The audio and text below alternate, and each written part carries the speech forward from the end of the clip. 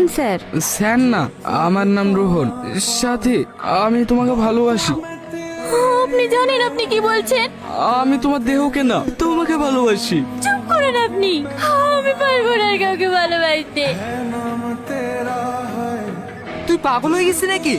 সারা গ্রামের মানুষ যাকে চরিত্রহীন বলে, সেই মেয়েকে তুই ভালোবাসিস? তোর লজ্জা করে না? আব্বা, আমি সাথীকে ভালোবাসি। তুমি মানলেও আমি ওকে ভালোবাসবো, না মানলেও ওকে আমি ভালোবাসবো। চুপ কর তুই। তুই আজ থেকে আমার ছেলে না। রোহন এর সাথে আত্মহত্যা করেছে।